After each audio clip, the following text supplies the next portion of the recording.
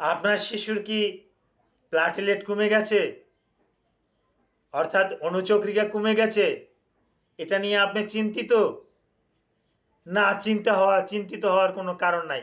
এই আইটিপির ভালো সাজেশন আছে আমাদের কাছে। আমরা আপনার শিশুকে ভালো পরামর্শ দেব। আপনার শিশুর 20,000 পর্যন্ত যদি প্লাটিলেট কাউন্ট থাকে, এ নিয়ে টেনশনের কোনো কারণ নাই।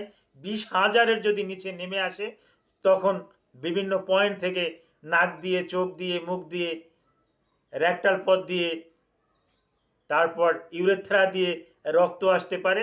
এটা 20,000-এর কমলে, অনেক অনেক সময় 20,000-এর কমেও কিন্তু এটা আসে না, 10,000-এর কমে আসে।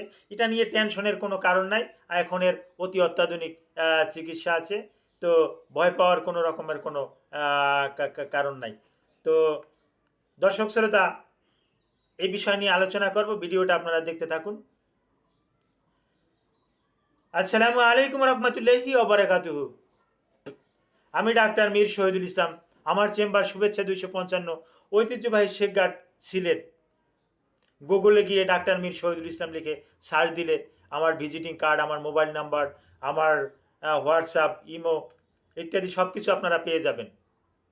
এমনকি আমার লোকেশনটাও আপনারা ওখানে পেয়ে যাবেন।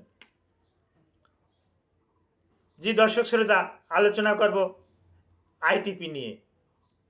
আইটিপির ফুল মিনিংটা ইডিওপ্যাথিক থ্রোম্বোসাইটোপেনিক পারপুরা। এটা যখন রক্তের অনুচক্রিকা বা প্লাটিলেট যখন 20,000-এর কমে চলে আসে, তখন কিন্তু এই সমস্যাটা কিন্তু হয়ে থাকে। এই সমস্যাটা তখন হয়ে থাকে। আর এর জন্য কি কোনো চিকিৎসা আছে? এই ব্যাপারে আমি আসতেছি। চিকিৎসা আছে। আমরা হেমাটোলজিস্টদের কাছে রেফার করে দেই। হেমাটোলজিস্টরা কি করে? রুগীটাকে তত্ত্বাবধানে রাখে। তত্ত্বাবধানে রাখিয়া দেখে কোথায় কি, কিভাবে কি, এভাবে দেখার পর যদি তারা প্রয়োজন মনে করে তাহলে প্লাটিলেট দিয়ে থাকেন। কিন্তু সাধারণত এটা প্লাটিলেট দেয় না।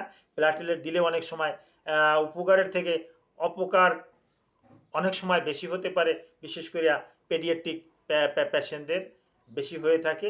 আর যার পরিপ্রেক্ষিতে প্লাটিলেট ট্রান্সফিউশন করতে হলে অভিজ্ঞ চিকিৎসকের বোর্ড না বসিয়ে, হেমাটোলজিস্টদের বোর্ড না বসিয়ে এটা আপনি করতে দিবেন না। কোনো ডক্টর যদি বলে না প্লাটিলেট কম, আমি প্লাটিলেট দিয়ে দেব, না, এই কাজটা করতে যাবেন না। প্লাটিলেটটা ওটা আপনা আপনি বেড়ে যাবে। বিভিন্ন কারণে, ভাইরাসের কারণে ওটা কমতে পারে। বিশেষ করে ডেঙ্গু জ্বরে কমতে পারে, করোনা নামক যে মহামারী, এতে কমতে পারে। আরও অনেক কারণে প্লাটিলেট কিন্তু কমতে পারে। কিন্তু এটা আবার 3 দিন 4 দিন কমবে, এরপর কিন্তু আবার এটা আস্তে আস্তে করে বেড়ে ওই 2.5 লাখ থেকে 4 লাখে চলে যাবে। হ্যাঁ, তবে ওই 1 লাখ বা 80,000, 90,000, 70,000 এতটুকু পর্যন্ত বা 50,000 পর্যন্ত আসলে ততক্ষণ পর্যন্ত কোনো রকমের টেনশনের কোনো কারণ নাই। এটা স্বাভাবিকই ধরে নেবেন। আর এর আইটিপি যাদের একেবারে কমে যায়, প্লাটিলেট যাদের একেবারে কমে যায়, তারা অনেকে ওই কিছু ঔষধের শরণাপন্ন হয়। এটা হলো যে অ্যালট্রোমাস বোপাক ওলামিন, অ্যান্ট্রোবাস বোপাম ওলামিন। এটা অনেক বেশি দাম। 50 এমজি একটা ট্যাবলেটের দাম 800-900 টাকা। এটা খাওয়ারও কোনো যুক্তিগত নয়। আর এটা খাইয়ে যে ভালো একটা ফল পেয়েছে এরকমের কোনো ইতিহাস নাই। সুতরাং এরকমের ঔষধের যুক্তিকতা নাই। তো ডক্টরদের সাথে আলাপ আলোচনার সাপেক্ষে, কোন ডক্টর? অভিজ্ঞ হেমাটোলজিস্টদের সাথে আলাপ আলোচনা সাপেক্ষে তাকে স্টেরয়েড জাতীয় ওষুধ ওই হেমাটোলজিস্টরাই দিয়ে দেবেন। এটা কোন স্টেরয়েড দিতে হবে, হ্যাঁ, এটা ডেক্সামেথাসন সোডিয়াম, না হাইড্রোকর্টিসন, না ট্রায়ামসাইনোলোন অ্যাসিটোনাইট, না বিটামিথাসন, এরকমের অনেক জাতীয় স্টেরয়েড কিন্তু আছে।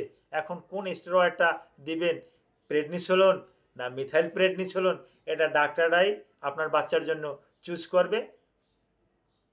ওই ডাক্তারের অনুমতি নিয়ে তারপর আসে আপনি এরকম একটা ঔষধের সিদ্ধান্ত নিতে পারেন। এ পর্যন্তই সমাপ্ত রাখলাম। পরবর্তীতে আবার কোনো একটা ভিডিও নিয়ে আপনাদের সম্মুখে হাজির হব। ততক্ষণ অপেক্ষায় থাকুন। Thank you all.